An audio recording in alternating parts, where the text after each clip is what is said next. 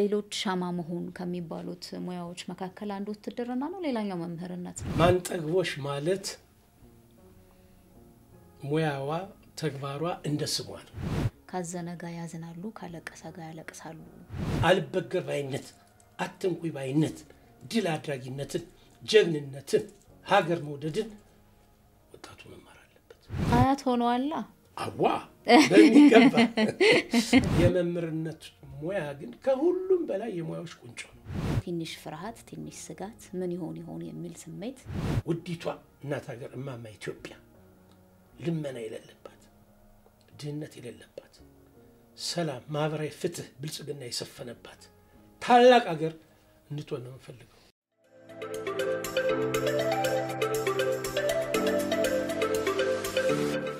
ጤና ይስጥልን እንደምን አላችሁ ፋና ፖድካስት ጀምሯል የእንግዳ ሰዓታችን ላይ ደርሰናል ዛሬ በእንግዳ ሰዓታችን ከህዝብ እንደራሴ ምክር ቤት አባሉ ከአቶ መስፍን እርካቤ ጋር ቆይታ እናደርጋለን እንግዲህ አቶ መስፍን ቀደም ባለው ህይወታቸው ወታደር ሆነው ሀገራቸውን አገልግለዋል እንግዲህ ለሀገራቸው ብዙ መስዋዕትነት የከፈሉ ናቸው ከዚያ ባለፈ ደግሞ ራሳቸውን አስተምረው ለብዙዎች የተረፉ መምህርም ናቸው ስለስታቸው ስንጠይቅ ብዙ ሰምተናል ጉዟቸው ያለፈው ህይወት ታሪካቸው ብዙ ያስተምራል ብለን ዛሬ ከስታቸው ጋር ቆይታ ልናደርግ ነው አብራችሁን ሁኑ ሳራ መኮንን ነኝ በጣም ነው እናመሰግነው ስለመጡ ደስ ብሎናል ስለተገናኘን አቶ መስፍን እኔም በጣም አመሰግናለሁ ፋና ሚዲያ ኮርፖሬሽን ላለፉት 47 አመታት ሀገሬን በቅንነት በታማኝነት በ8 ሴክተር መስሪያ ቤት ያገለግልኩ መሆኑን ተረድቶ እዚሁ ስለጋበዘኝ ከልብ አመሰግናለሁ ሬዲዮ አድማጭ እንደሆኑ የነገሩኝ ነበር ድሮ ጎንደር ያለው ጀምሮ ዛሬም ድረስ አሉ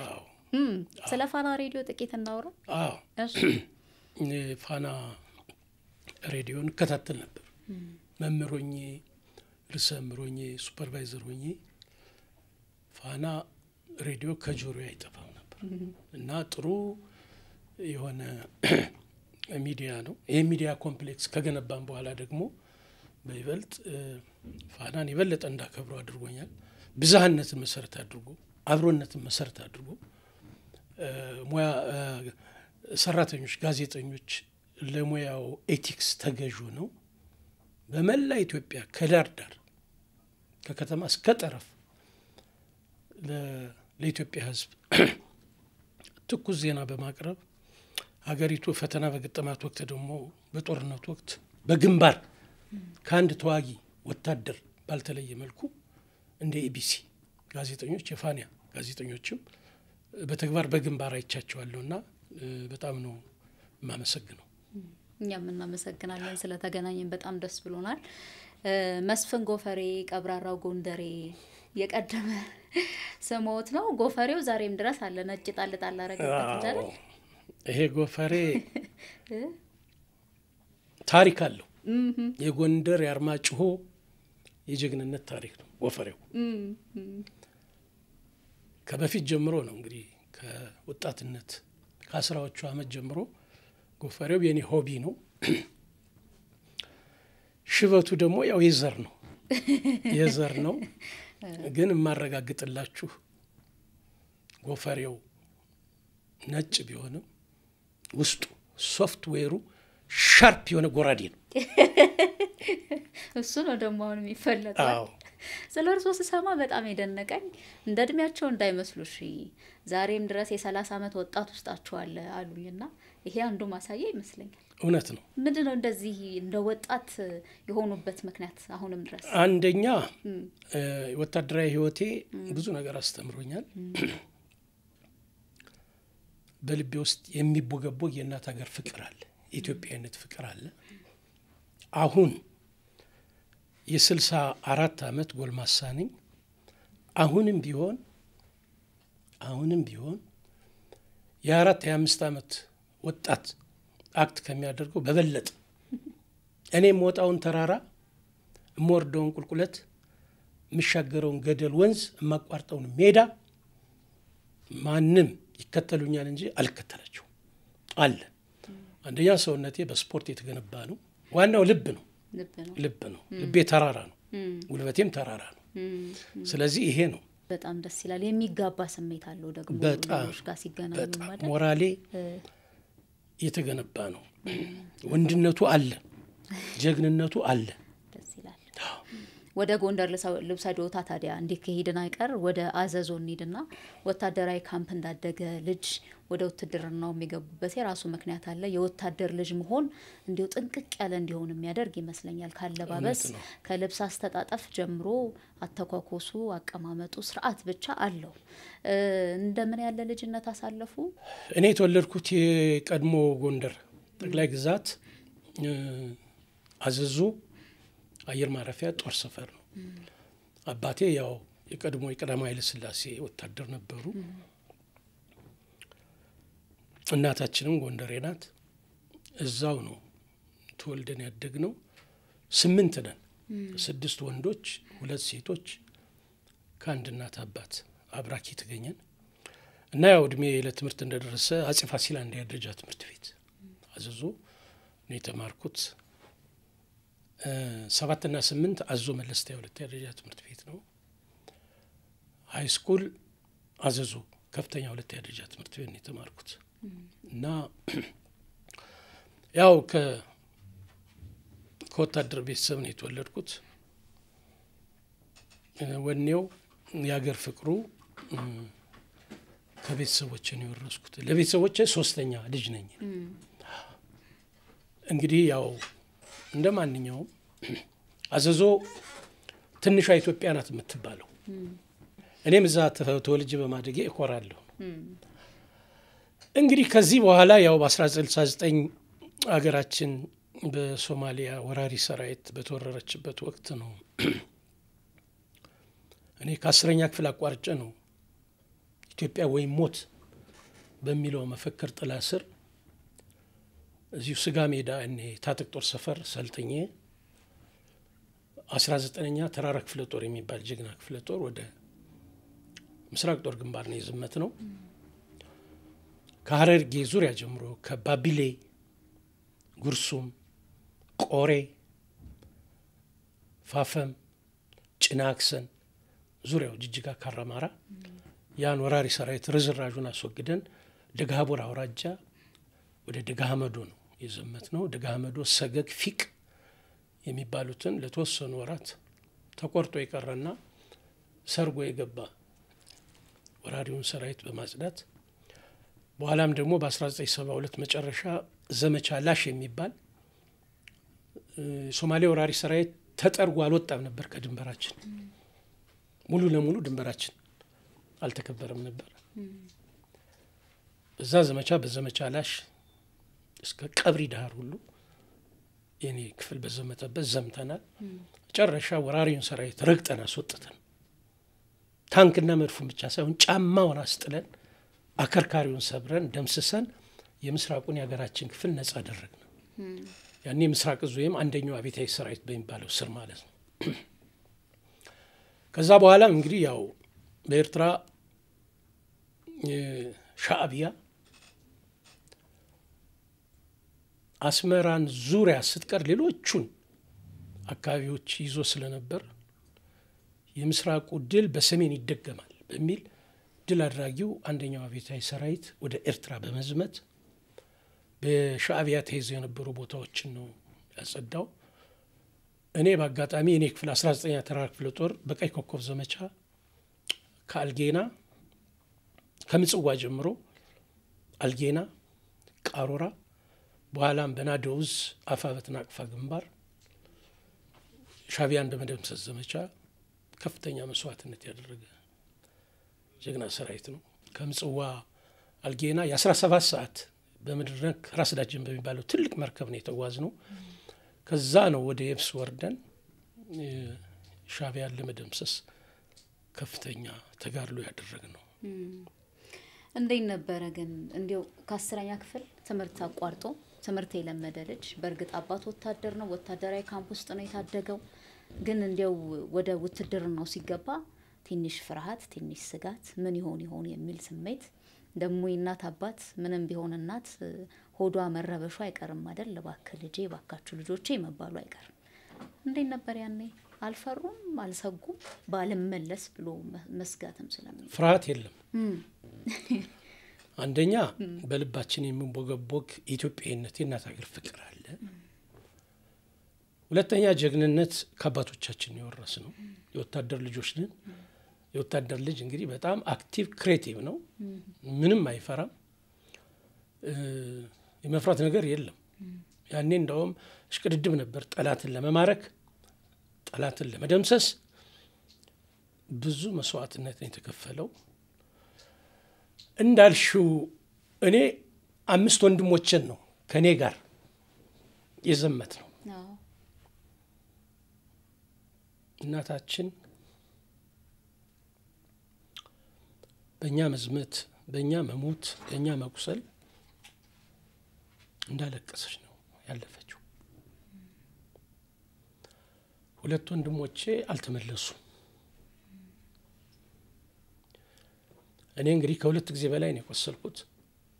ቀይ ኮከብ ዘመቻ ገምገም የሚባል ሻዕቢያን ለመደምሰስ በተካሄደው ከፍተኛ ተጋድሎ የካቲት መጋቢት ወር 1974 ቆስያለሁ። ከዛ ማገግሜ እንደገና በናደውዝ አፋበት ናቅፋ ግንባር ሻዕቢያን ለመደምሰስ በተደረገው ትግል እዛም በተመሳሳይ በ3 ጥይት ግራ ደረቴን ተመትቼ ቆስያለሁ። እንግዲህ ያው የቀድሞ አለቆች አሉ፣ በህይወት ያሉ አሉ። የነሱ ምስክርነት አለ፣ በመጽሐፍም ይጻፋል። ቆስያ አስመራ ያኔ መኮንኖችና ፖለቲካ ሰራተኞች ቦርድ እንዳይወጡ በቀላል ስራ ይመደቡ ተብሎ አስመራ ሰሜን ዕዝ ወይም ሁለተኛው አብዮታዊ ሰራዊት ፖለቲካ መምሪያ የቅስቀሳና ፕሮፓጋንዳ ሰራተኛ ወኝንተም ይያለው ፖለቲካ ትምህርት ቤት ገብቼም ተምሬ አንደኛ ነው የወጣው። ከ600 ፖለቲካ ሰራተኛ ስልጠና ላይ አንደኛው ወጥቼ ተሸልሜያለሁ። የሁለተኛው አብዮታዊ ሰራዊት ፖለቲካ መምሪያ ዋና ኃላፊ ኮሎኔል ሸዋረጋ ቢሆንኝ ይባላሉ። ከሳቸው እጅ ተሸልሜያለሁ። ቁስለኛ ሜዳይና አብዮታዊ ዘማች አርማም ተሸልሜያለሁ። ከዛ ነው እንግዲህ 48ኛ የእጩ መኮንነት ኮርስ መጥቶ ፈተናውን አልፌ ለመኮንነት ለመቶ አለቅነት ማዕረግ በሐኪሞች ውሳኔ ቀድሞ ግዳጅ ላይ በደረሰበት መቁሰል አደጋ ቦርድ እንደወጣ ተደረገ።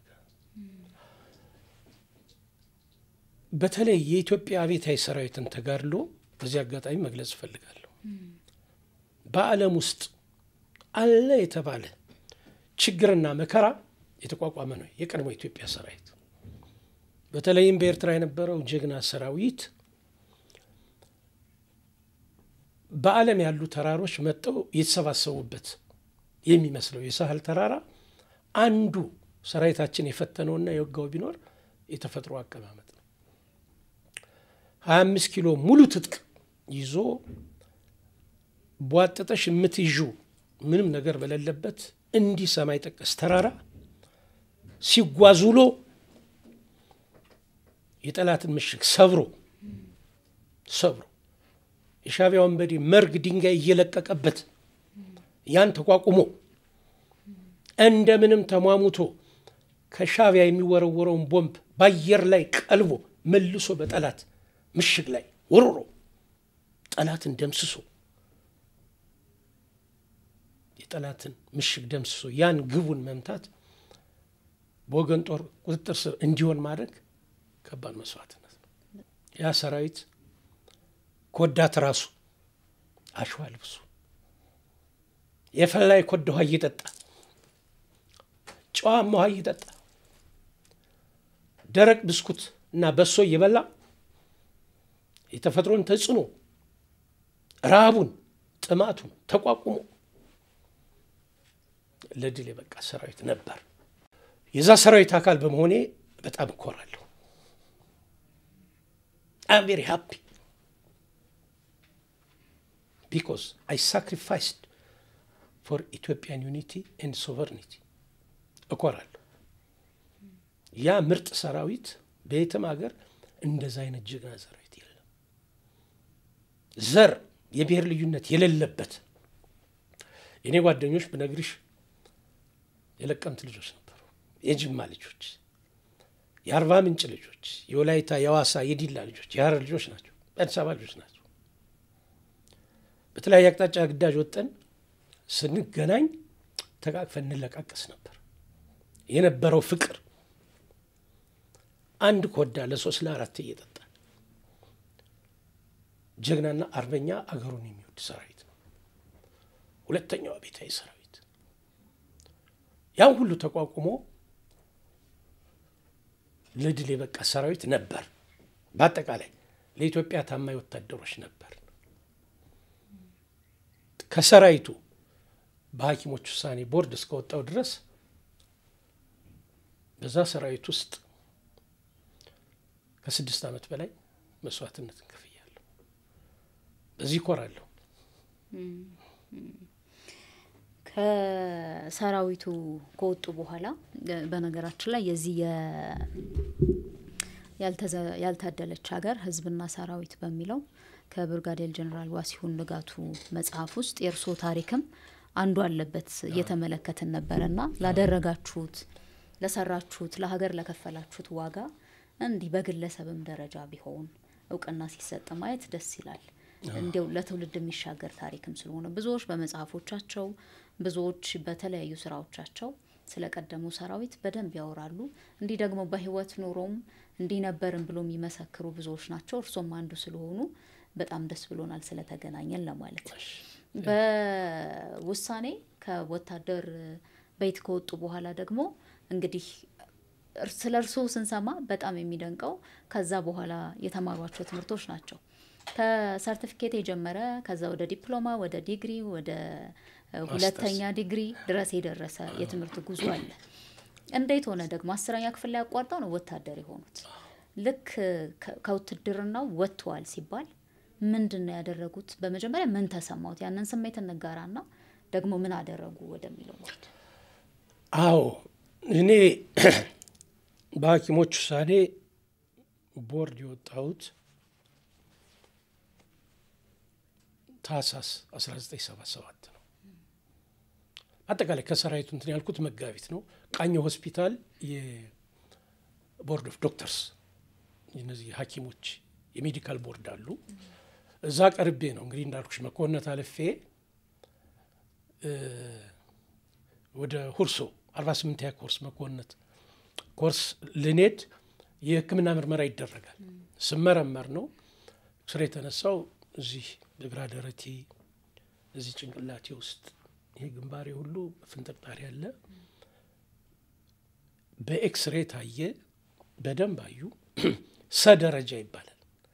ሰደረጃ ማለት አንፊት ፎር ቱ ሚሊተሪ ሰርቪስ ከሰራዊቱ አገልግሎት በቦርድ ለመገለል የመጀመሪያው ደረጃ ነው። ሰደረጃ ነው።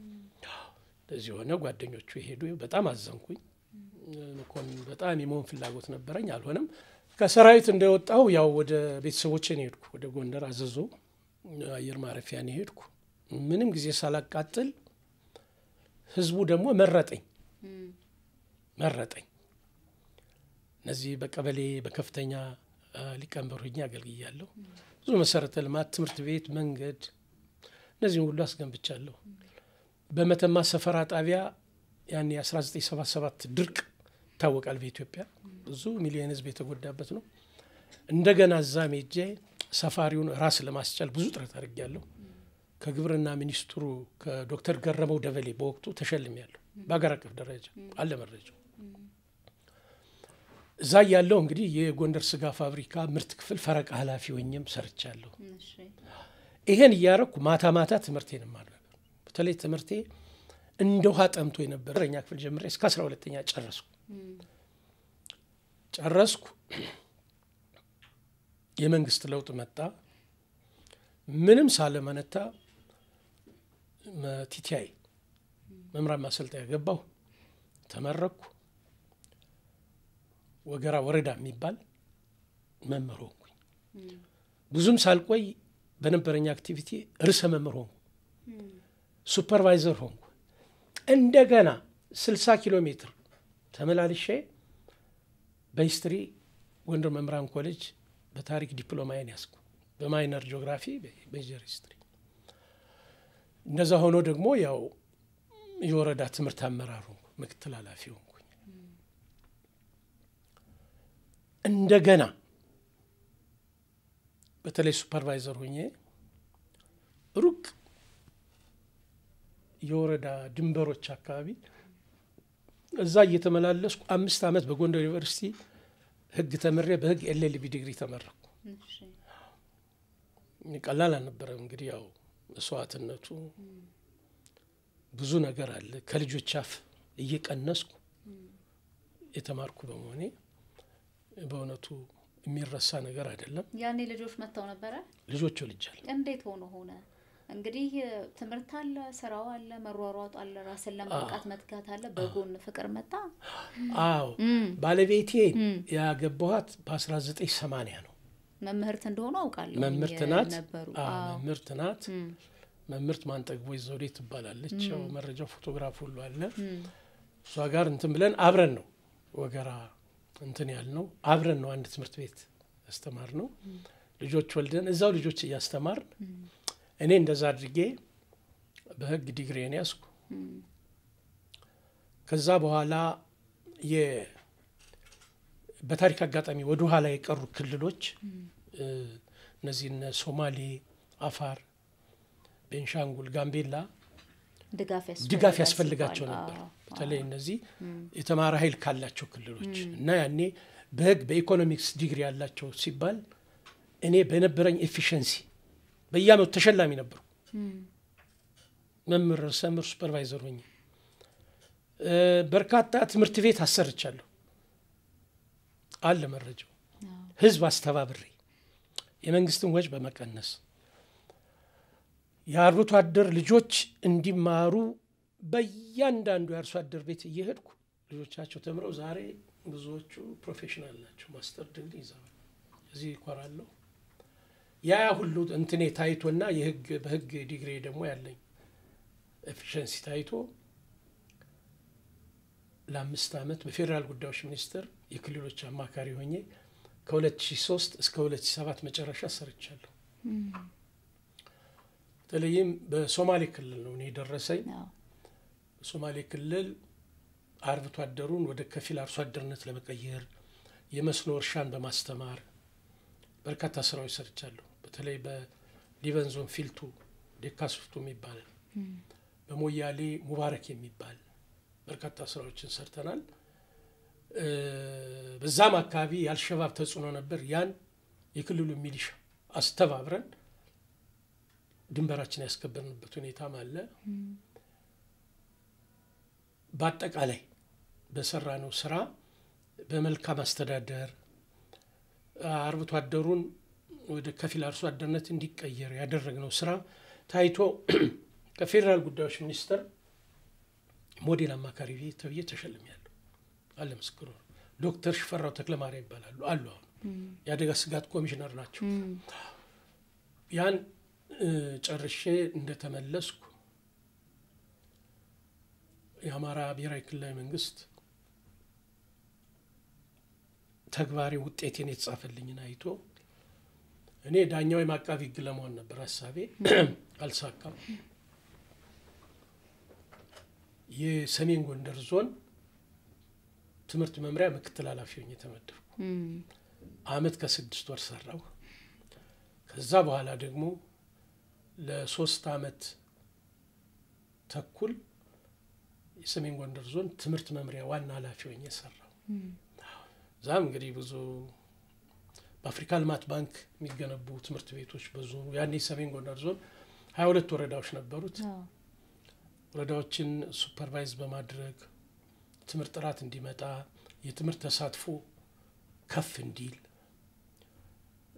ህብረተሰቡን አስተባብረን ግብአት ትምህርት ቤቶችን ህዝቡ እንዲሰራ በራሱ ጥረት በተለይ መጀመሪያ ደረጃ ትምህርት ቤቶችን ያን በማድረግ ጥሩ ስራ ሰርተናል። በእውነቱ አዳዲስ ሁለተኛ ደረጃ ትምህርት ቤቶችንም አሰርተናል። ተደራሽነት ባልነበራቸው ለምን ብዙ ልጃገረዶች የቀለም ልጆቻችን 8ኛ ክፍል ይደርሱና ሩቅ ቦታ ሄደው ሃይ ስኩል ለመማር ስለሚቸገሩ ያቋርጣሉ። ወንዶችም እንደዛ ስለነበረ ይሄን በዞኑ አስተዳደር ማኔጅመንት ኮሚቴ ያስወሰን በቋራ በመተማ በሰሜን ጎንደር ያውኑ ሰሜን ጎንደር በጠለምት በጃናሞራ በበየዳ በበለሳ ራቅ ያሉ ወረዳዎች ሁለተኛ ደረጃ ትምህርት ቤቶችን አሰርተን በርካታ የአርሶ አደር ልጆች ተጠቃሚ እንዲሆኑ አድርገናል። በዛም ሚናዬ ጎላ ነበር። በጣም ደስ ይላል። ሀገርን በተለያየ መልኩ ማገልገል ለሌሎች ሻማ መሆን ከሚባሉት ሙያዎች መካከል አንዱ ውትድርና ነው፣ ሌላኛው መምህርነት ነው። ሁለቱም አልቀረም እርስዎ ጋር። ስለ ውትድርና አወሩን። መምህር በመሆኑ ግን ልጆችን በማፍራቱ ዛሬ የደረሱበት ደረጃ በመድረሱ ምን ይሰማዎታል? እስኪ ስለ መምህርነት ደግሞ ጥቂት እናወራ። በጣም ከዛ በኋላ በሰብአዊ መብት ህግ ማስተርስ ዲግሪን ተማርኩኝ። እሺ እንግዲህ መምህርነት ሁሉም ሙያ ወርቃማ ሙያ ቢሆንም ቅሉ የመምህርነት ሙያ ግን ከሁሉም በላይ የሙያዎች ቁንጮ ነው። ለምን? የሰው ልጅ ብሩህ አእምሮ አጎልምሶ በእውቀት አጎልብቶ ስብዕናው የተሟላ ዜጋ መፍጠር የመምህርነት ሙያ ነው። መምህራን የዓለም ብርሃን ናቸው። ክብር ለመምህራን ይሁን። አንድ ነገር መንገር እፈልጋለሁ። ሁለተኛው የዓለም ጦርነት እንደተጠናቀቀ ሁለት ጎራዎች ነበሩ። የካፒታሊስቱ ጎራ በአሜሪካ ይመራል፣ የሶሻሊስቱ ጎራ በቀድሞዋ ሶቪየት ይመራል እና ቀዝቃዛው ጦርነት የሚባል የፕሮፓጋንዳ የኒውክሌር የከባድ ይሄ ሚሳኤሎች ምርት እሽቅድድም ነው የነበረው። የፕሮፓጋንዳ ውድድር ነበር። ይህ በእንዲህ እንዳለ በ1963 ሶቪየቶች ዩሪ ጋጋሪን በሚባል ጠፈርተኛ አማካይነት ቮስቶክ 1 በተባለች መንኮራኩር ዩሪ ጋጋሪ ወደ ጨረቃ ሄዶ ጨረቃን አልረገጠም። ዞሮ ወደ መሬት ሲመለስ ዓለም ጉድ አለ። አሜሪካኖች እንዴት በሶቪየቶች እንበለጣለን ብለው በልህ በቁጭት የትምህርት ስርዓታቸውን አሻሽለው በሰሩ ስራ ከ8 ዓመት በኋላ በ1961 አሜሪካዊው ኒል አርምስትሮንግ እና ሁለት ጓደኞቹ አፖሎ በተባለች መንኮራኩር ጨረቃ ላይ ወጣው። ኮረት ጨረቃ ላይ ይዘው ለዓለም ህዝብ አሳይተው ወደ መሬት ሲመለሱ አሁንም ዓለም ጉድ አለ። ከዛ በኋላ የጠፈር ጉዞ የውሃ መንገድ ሆነ። የዓለም ህዝብ አንድ ያሰመረበት ነገር ቢኖር ዩሪ ጋጋሪን እና ኒል አርምስትሮንግ እና ጓደኞቹን ምስጉን ናቸው፣ ግን መመስገን ያለባቸው እነሱን የህዋ ቴክኖሎጂ ሳይንስ አስተምረው ለዚህ ያበቋቸው መምህራን ናቸው ብሎ ዓለም በአንድ ድምፅ መሰከረ። ወደ ኢትዮጵያ ስንመጣ ዛሬ በህግ አውጪው፣ በህግ አስፈጻሚው፣ በህግ ተርጓሚው፣ በሌሎች ተቋማት መንግስታዊ ባልሆኑ ድርጅቶች በአመራር ላይ ያሉ ሙያተኞች ፕሮፌሽናል በሙሉ መሰረታቸው ትምህርት ቤት ነው። ኢትዮጵያ ውስጥ ብቻ ያሉት ሳይሆን ከኢትዮጵያ ውጭ ሆነው ሌሎችን የሚያገለግሉ በሁሉ መሰረታቸው ትምህርት ቤት ነው። በትምህርት ቤት ውስጥ ትልቁ ሰው ግዙፍ ሰው መምህራን ናቸው። እኛ ለዚህ ያበቁ ነው። በኢትዮጵያ ደረጃ ብናይ ምርጥ ፓይለቶች ዛሬ በተለይ ሴት ፓይለቶች ማርች ሲከበር ክሩ ሰራተኞቹ ፓይለቱ ኮፓይለቷ ግራውንድ ቴክኒሻኑ ሆስቴሶቹ ሴት ሆነው በዓለም በአውሮፓ በአፍሪካ ይሄዳሉ። ይሄ ለኢትዮጵያ ትልቅ ድል።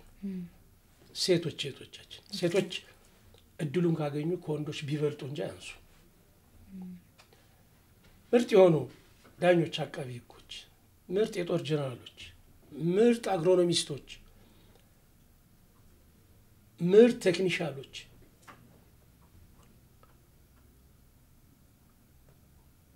ምርጥ የሆኑ ኢንጂነሮች በሙሉ መሰረታቸው ትምህርት ቤት ነው። ሁሉም ሙያውን ከእናቱ ወዲህ ይዞ አልወጣም። መምህራን ናቸው እነዚህን አስተምረው ለዚህ ያበቋቸው። ክቡር ለመምህራን። ስለዚህ የመምህራንነት ሙያ ወርቅ የሆነ ሙያ ነው፣ የሙያዎች ቁንጮ ነው ያልኩት ለዚህ ነው። እንኳን አለፍኩበት እያሉ ነው።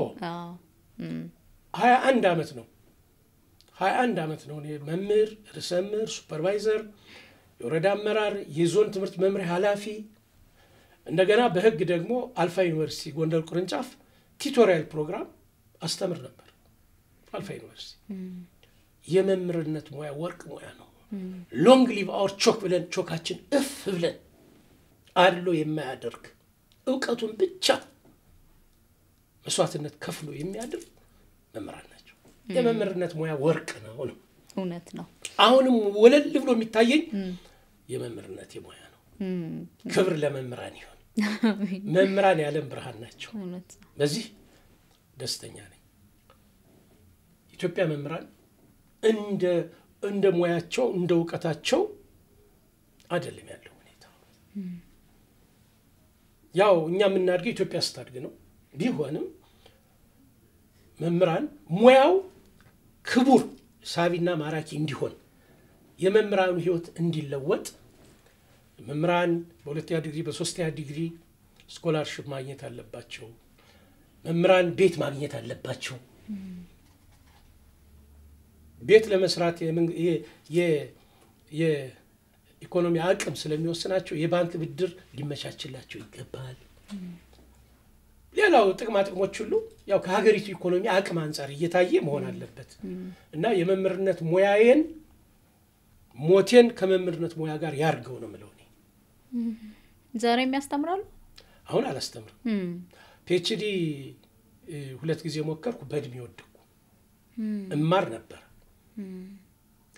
ነበር ለልጆቼ ማወርሰው ዕውቀቴን ነው። ስለ ልጆቼ 4 ወንድ ልጆች አሉኝ። እንመለስበታለን። አልጨረስንም እኮ የወይዘሮ ማንጠግቦሽን እንዴት እንደተገናኛችሁ መምህርት እንደሆኑ ነው የምናውቀው እንጂ ደበስበስ አርገው ሊያልፉት ስለሆነ ወደ ኋላ ለመልሶትና እንደው መምህርነት በራሱ ለሌሎች መብቃት አለ። በጎን ደግሞ ከአካባቢ ርቆ ሲኖር ቤት ተከራይቶ ሲኖር ጓደኛ የሚሆነው ወዳጅ የሚሆነው በአካባቢ ያለ አብሮ የሚያስተምር መምህር ነው የሚሆነው።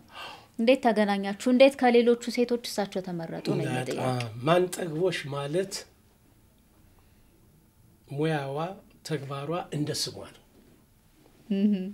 በጣም ቆንጆ ስነ ምግባሯ በጣም እና እኔና ማንጠግቦሽ ዘውዴ ውዷ ባለቤቴ የተገናኘ ነው በ1980 ነው። እሷም ደኔ አባቷ የቀድሞ የኢትዮጵያ ሰራዊት ባልደረባ ናቸው። ስራ ለቃ ዘውዴ ካሳ ይባላሉ። ጀግና ናቸው። ወታደራዊ ካምፕ ነው እሷም እንደኔው ተወልደን ያደግነው እና እንግዲህ ያው በስራ ነው የተገናኘ ነው። ያው ተዋወቅነ፣ ወደድኳት፣ ወደደችኝ፣ ተጋባን። ከመጋባት በፊት ልፋት አልነበረው? ደብዳቤ መጻፍ፣ በሰው መጠየቅ እንዴ ብዙ ነው መስዋዕትነቱ እኮ ይንገሩና። አዎ ማንጠግቦሽ እንግዲህ ያው ሌሎች እሷን ማግባት የፈለጉ ነበሩ። በተለይ በወታደራዊ ማዕረጋቸው ከፍተኛ የነበሩ ሻለቆች ምናምን። ቤተሰብ የሚስጠይቃት ትምህርቴን ነው መማር ነው። በቃ እኔ ዓላማ ላይ ትምህርቴን ተምሬ ሰው መሆን ነው የምፈልግ የሚል ነው።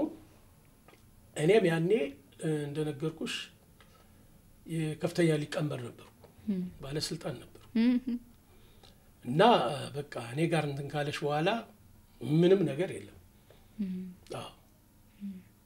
በሷ የመጣ መስዋዕትነት ለመክፈል ዝግጁ ነበርኩ።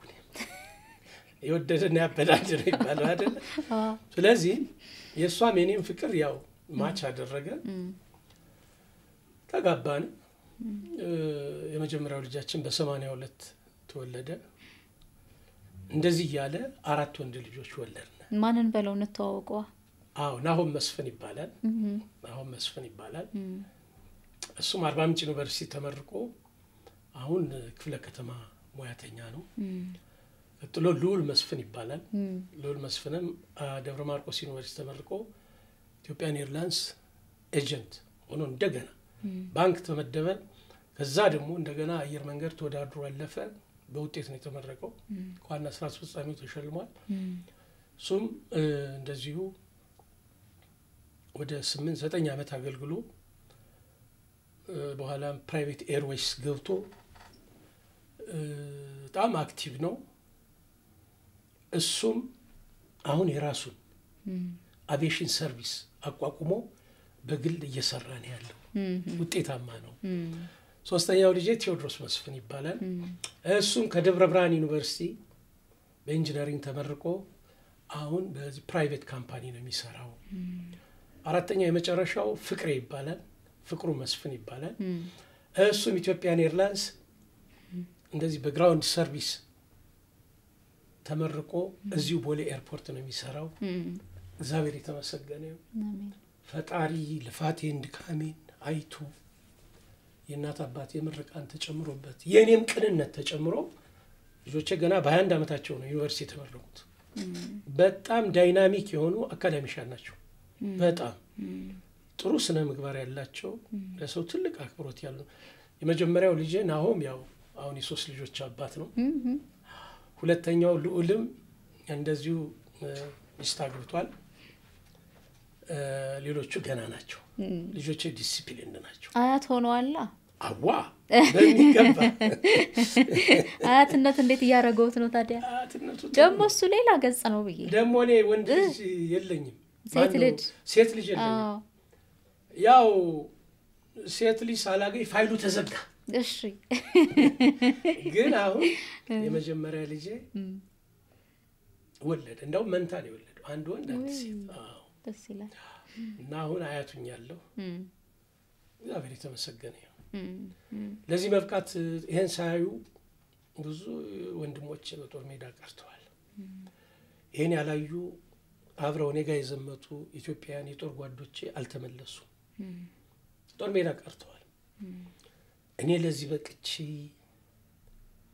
ከዛ መልስ ብዙ ጣውረድ በጥረቴ ተምሬ እኔ የምመካበት አክሳጉት የለኝም ሀብታም ዘመድ የለኝም ዶላር ሚልክ የውጭ ዘመድ የለኝም ባለስልጣን ዘመድ የለኝም በጥረቴ በቁጭት ጥቃት አልወድም በቁጭት ተስፋ መቁረጥ መጥፎ ነው እኔ ተስፋ አልቆርጥም እማምነው እሱን ነው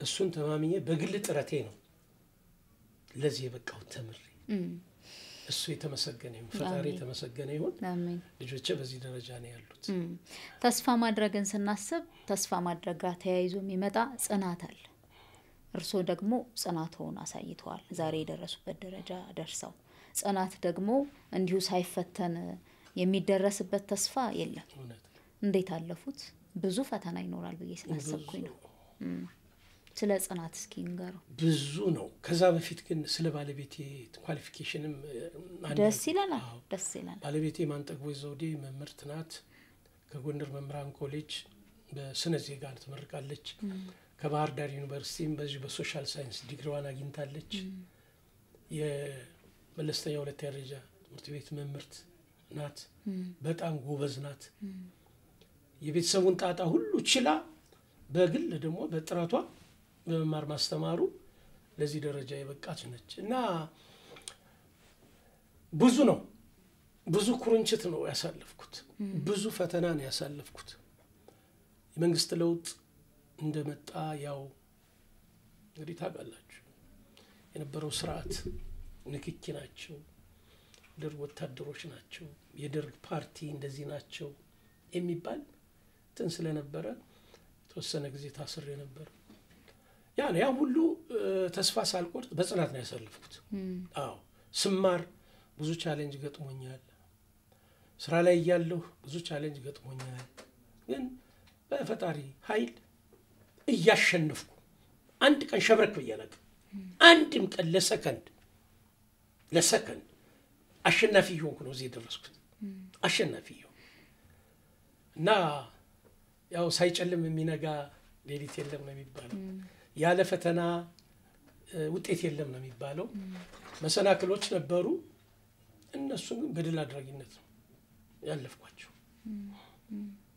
ምን ይመክራሉ ወጣቱ ታዲያ በርሶ ህይወት ጉዞ ብዙ እንወስዳለን ብዬ አስባለሁ ወጣቱ ኢትዮጵያ ውስጥ አሁን ከ65 እስከ 70% የሚሆነው ወጣት ነው ከህዝባችን ውስጥ ባለው ስታሲስ ማለት ነው ወጣቱ አገሩ መውደድ አለበት ኢትዮጵያዊነት እናት ሀገር ኢትዮጵያ ወይ ሞት አርበኝነት የጥንት አባቶቻችን አያቶቻችን የጸረግን ቅኝ አገዛዝ ተጋድሎ አልበገር ባይነት አትንኩይ ባይነት ድል አድራጊነትን ጀግንነትን ሀገር መውደድን ወጣቱ መማር አለበት ይሄ በደሙ ሊሰርጽ ይገባል ሌላው ወጣቱ ተምሮ አገሩን ከድህነት ማውጣት አለበት ድህነት በወሬ አይደለም የሚወገደው በስራ ነው በተግባር ወጣቶቻችን ተምረው የሰለጠነው ዓለም መለያ የሆነውን የስራን ክቡርነት የስራን ታታሪነት የስራን ዲሲፕሊን ራስን መቻል በራስ መተማመን self confidence and self reliance የምንለው ይሄ መላበስ መቻል አለባቸው የነገይቱን ኢትዮጵያ ተረካቢ ልጆቻችን በመሆናቸው ይሄ ማድረግ መቻል አለብን ተምረን ከመንግስት ስራ መጠበቅ አይገባንም ስራ መፍጠር አለብን መንግስት ለወጣቱ የፈጠራ ስራ የስራ እድልን ማመቻቸት አለበት የባንክ ብድር ባንድ ላይ ተደራጅቶ በመስራት ይሄን ያን ማመቻቸት አለበት ወጣቱ የመንግስት ስራ ጠባቂነት ሳይሆን ራሱ ስራ ፈጥሮ ራሱ ቤተሰቡን ወገኑን ሀገሩን መለወጥ በሚያስችል ቁመና ላይ መገኘት አለበት እላለሁ አይ ቆንጆ ቀድሞ ወደ ቤት ገባን ባለሙያ ናት ወይዘሮ ማንጠግቦሽ አሉ ባለቤቶን ባለሙያ እንደሆኑ ነገሩን እርሶስ ወደ ጓዳ ገብተው ለልጆች አብስለው ያውቃሉ ወይስ ይሉበት ምንም ችግር የለም ባለቤቴ ጋር ተጋግዘን ነው እንትን የምንለው አንዳንድ ጊዜ ምሳሌ 5 አመት አማካሪ ፌደራል አማካሪ ሆኜ ራሴ ነበር ምግብ ማዘጋጅ ብቻውትን ነበር የሚኖሩት ብቻዬን ምክንያቱም ኦጋዴን ነው ከጎንደር ቤተሰብ ይዤ መሄድ ይከብዳል እዛም እያለሁ በተለያየ ጊዜ እሷ ሳመር ኮርስ ስትገባ እንደዚህ አብረን በማንኖርበት ጊዜ በስራ ምክንያት ራሴ ነው አሸርቅጬ ነው የምሰራው ምንም ችግር የለም ምን ይዋጣልዎታል እንዴት የትኛው በደንብ ይሆንልኛል ይላሉ ያው እንግዲህ ምን ዶሮም ጎመኑም አለ የትኛው ዶሮ የለም ሌላው ግን ሌላው ይቻላል ምንም ችግር የለውም ባለቤቴ ጥሩ ሙያተኛ ናት በጣም ነው የምትንከባከበኝ ለዚህም የደረስኩት በሷ ብሩ ምክር እሷ ከጎኔ ባትሆን ለዚህ ስኬት አልበቃም እና ማንጠግቦሽ ኦል ራውንድ ዲሆነ ሰው ናት ስለርሶ ሌላኛው የሰማሁት ምንድነው አቶ መስፍን ወታደር ቆፍጣና ነው አይደል ለምናውቀው ቆፍጣናነታችሁ አለ በዛው ልክ ደግሞ በጣም ደግ አዛኝ ናቸው ሰው ሲቸገር ማየት አይችሉም ካዘነጋ ያዝናሉ ካለቀሰጋ ያለቅሳሉ በልጅነቴ በጣም ጉልበታም ነበርኩ እሺ ደብድቤ እንጂ ተደብድቤ አልመጣም እሺ በጣም ያው እንግዲህ የልጅነት እንትን ይሄ አይደበቅም ያው እንትን ነው እና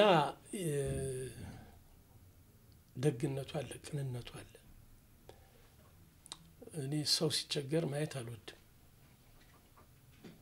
ያለኝን አሟጥጬ የሌለኝን ተለቅጬ ነው የምሰጠው እውነት ነው ሰው አለ መርሳት ቀደም ብሎ የነበሩ ጓደኞች አብሮ አደጎች አብሮ ብዙ ነገር ያሳለፈን ሰው መጠየቅ ላይ ማይታመም አሉ በፍጹም ስልኩ ይቆጥራል ብሎ ወደ ኋላ ማለት አይ ጊዜ የለኝም ብሎ መቅረት አሁን ስለተለመደ በፍጹም አንድ ነገር ልንገርሽ አብረን ያኔ ኦጋዴን የ19ኛ ትራርክ ፍለጦር ባልደረባውንን አብረን አንድ ምሽግ ያደርን ፊዳ ቀነኔ ይባላል አሁን ጊንጪ ወለንኮሚ የምትባል ቦታ ነው ያለው እንደው ዝም ያንዱን አብነት ልንገርሽ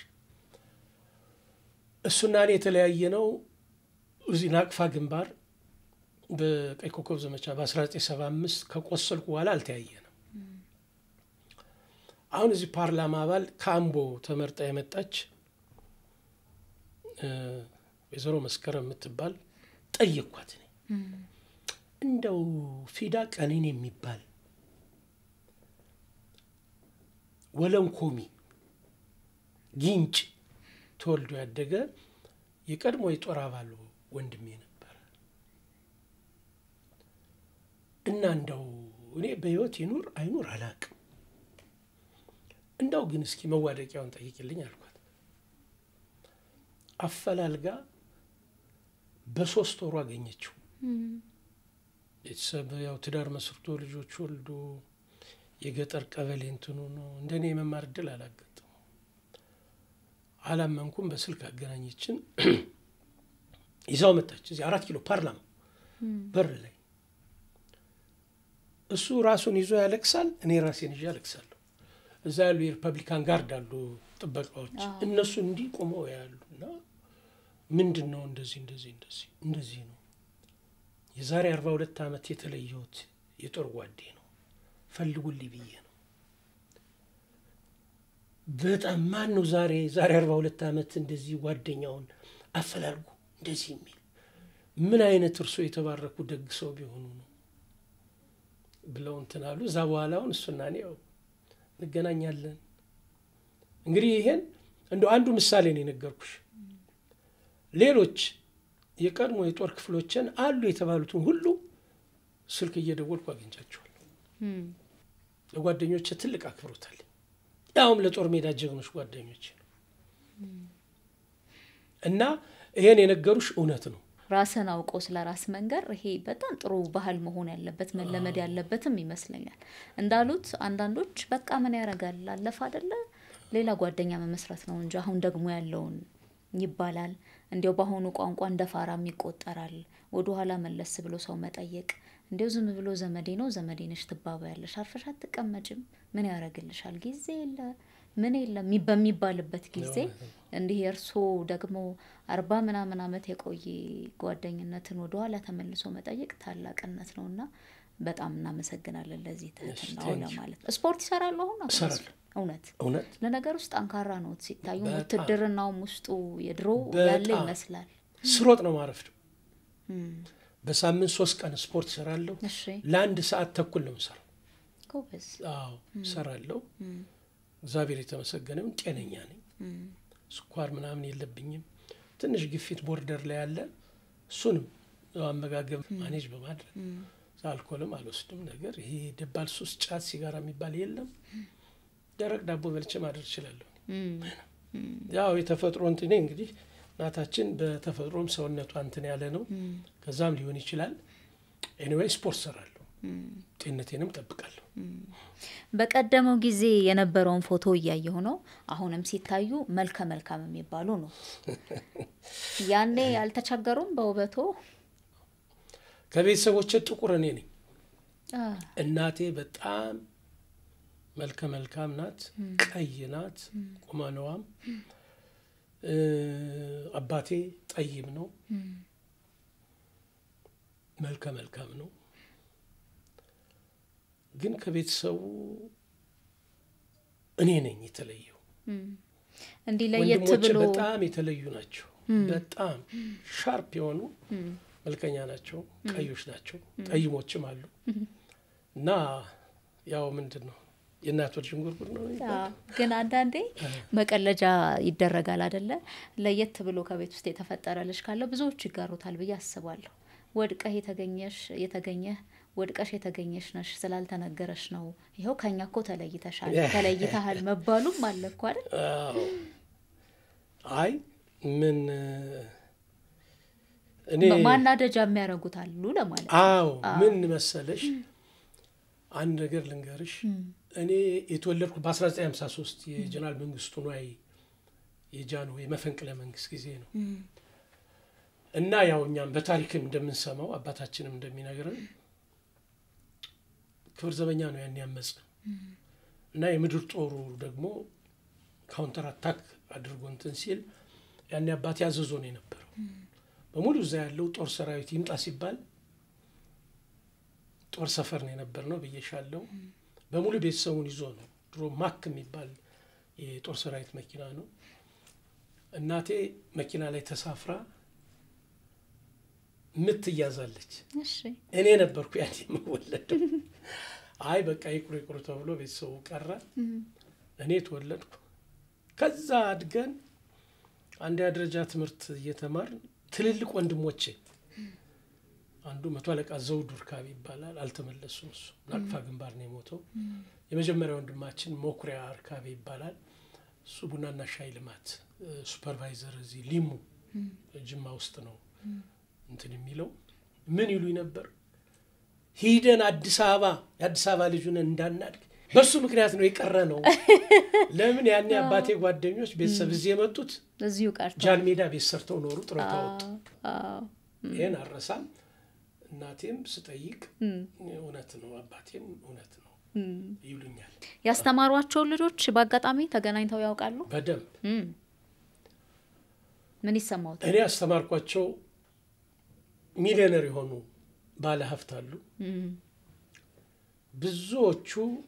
ብዙዎቹ ሐኪም ናቸው የሃይስኩል መምህር ናቸው ዳኛ አቃቢ ሕግ ሆነዋል በጣም ነው መኮራው እነሱም ሲያገኙኝ እንደዚህ አይደለም እኔ በመምህርነቴ በጣም ቆምጫጫ ነኝ ወታደርም ስለነበርኩ ዲሲፕሊንድ ነኝ በቃ ምክሬም ብሩ ነበር አንዳንዶቹ ያኔ እንግዲህ በትምህርት ስርዓቱ ኮርፖራል ፐኒሽመንት ተፈላጊ አይደለም ተማሪም በዱላ መደብደብ በዱላ ቢሆን ሀያ ዶክተር ትሆን ነበር ይባላል ግን የመከርኩ ምን እያልኩ እንትን ያልኳቸው ልጆች ለኛ ብለ ነበር ያኔ ጥበቅ አርገ እንደ ወታደራዊ እንትን ያስተማርከን ያስተዳደርከን ያጠቅሞናል ይላሉ እኔ በጣም I'm very lucky እድለኛ ነኝ ለኢትዮጵያ እንመኝላትና እናጠቃል እስኪ አቶ መስፍን ምን ሆና ማየት ይፈልጋሉ ኢትዮጵያ የረጅም ጊዜ ታሪክ ያላት የረጅም ጊዜ መንግስት ታሪክ ያላት በፊውዳሊዝም በአለም ከ5ኛው ክፍለ ዘመን እስከ 12 እስከ 13ኛው ዘመን ነው አውሮፓውያን ዳርክ ኤጅ ነው የሚሉት እንግዲህ ኤክስትሪም መምህር ስለሆንኩኝ ዳርክ ኤጅ ነው የሚሉት አውሮፓ በጨለማ ዘመን ሲማቅቅ ማዕከላዊ መንግስት የነበራት ህገ ልቦና የተሰበከባት ስርዓተ ህግ የነበረባት የሃይማኖቶች አብሮነት የነበረባት ክርስትና ሃይማኖትን ከአውሮፓውያን በፊት የተቀበልነው እኛ ነን በ350 በንጉስ ይዛና ዘመን ያኔ አውሮፓውያን እንደዚህ አለ ከዛ ፊት ደግሞ ከክርስቶስ ከመወለዱ በፊት በ570 ጀዊሽ የይሁዳ ሃይማኖት ወደ ኢትዮጵያ የገባው እዛ ነው የእስልምና ሃይማኖት በስድስተኛው ክፍለ ዘመን አጋማሽ ነው የገባው እነዚህ ሃይማኖቶች በአብሮነት ይኖሩባት በሌላ መልኩ ኢትዮጵያ የተትረፈረፈ የተፈጥሮ ሀብት ያለባት ኢትዮጵያን ለመቀራመት የመጣው የጣሊያን ቅኝ ገዢ አድዋ ላይ በኢትዮጵያ ጀግኖች የተመታበት የተደመሰሰበት በአለም የጥቁር ህዝብ ታሪክ ትልቅ አሻራ የጣለባት በአፄ ምኒልክ መሪነት ከመላ ኢትዮጵያ ብሔር ብሔረሰብ የዘመተው የአድዋ ጀግኖች ለነጻነት ያበቁባት ሀገር ናት ስለ ኢትዮጵያ ምንም ዝርዝር ማውራት ይከብደኛል ከ80 በላይ ወርቅ የሆኑ ብሔር ብሔረሰቦችን ያቀፈች ለዘመናት ህዝባችን ለዘመናት አብሮ ተፋቅሮ ተዋዶ ተጋብቶ ተዋልዶ ተዛምዶ ተጋምዶ የኖርባት ህዝብ ናት ኢትዮጵያ ይሄ በየትኛው ዓለም አይገኝም የዚህ ሁሉ እናት ኢትዮጵያ ሀገራችን ናት እንዳለ መታደል ሆኖ ደግሞ ጸረ ኮሎኒያል ተጋድሎ እንዳለ አትንኩይ ባይነቱ ድል አድራጊነቱ እንዳለ ሆኖ እንዳለ መታደል ሆኖ ደግሞ ኋላ ቀርና ደሃ የሆነበት ታሪክ ያላት ሀገር ናት። እኔ ለኢትዮጵያ የምመኘው ሰላም፣ አስተማማኝ ሰላም፣ የተፈጥሮ ሀብቶቻችን ተጠቅመን 12 ተፋሰስ ወንዝ ሀብት ያለባት አብዛኛው 65 እስከ 70% አምራች ወጣት ያለባት ጥሩ የአየር ንብረት ያለባት ከ38 ሚሊዮን ሄክታር በላይ ድንግል መሬት ያላት ከ12 በላይ ትልልቅ ተፋሰስ ያለባት ግን ወንዞቻችን ለጎረቤት ሀገር ሲሳይ ይሆኑባት ለሶማሌ፣ ለሱዳን፣ ለግብጽ እኛ የበይ ተመልካች ይሆንባት ይህንን አቅማችንን ተጠቅመን ሰላም አግኝተን ልማትን ብልጽግና ብናረጋግጥ ኢትዮጵያ በዓለም አሉ ከሚባሉ ከበለጸጉ ሀገሮች ወራ ተሰልፋለች የሚል እምነት አለ። እምመኝላት ለሀገሬ ለኢትዮጵያ ይሄንን ውዲቷ እናት ሀገር እማማ ኢትዮጵያ ልመና የሌለባት፣ ድህነት የሌለባት፣ ሰላም፣ ማህበራዊ ፍትህ፣ ብልጽግና የሰፈነባት ታላቅ ሀገር እንድትሆን ነው የምፈልገው። ኢትዮጵያ በሪጅኑ በቀጠናው ብሎም በአህጉሩ በአፍሪካ ሄጅሞኒክ ፓወር የበላይነት ያላት እጅግ የበለጸገች እጅግ የታፈረች እጅግ የተከበረች ለዜጎቿ ምቹ የሆነች ሀገር እንድትሆን ነው ምኞቴ። በጣም እናመሰግናለን። እንዳሉት ሆነን እንዳሉት ያርገን ነው የሚባለው። በጣም እናመሰግናለን አቶ መስፍን ለሰጡን ጊዜ። ከዚህ በኋላ ያለውም ዘመኖት እንግዲህ እንዳሰቡት የሚኖርበት እንዲሆን ምኞቴ ነው። ክብር ይስጥልን። ስለመጡም ደስ ብሎናል። እናንተንም አድማጭ ተመልካቾቻችን አብራችሁ ስለነበራችሁ እናመሰግናለን። እንግዲህ ቀሪ የፋና ፖድካስት መሰናዶዎች ወደ እናንተ ይደርሳሉ። ከመላ ስቱዲዮ ባለሙያዎች ጋር ሳራ መኮንን ነበርኩ። ጤና ይስጥልን።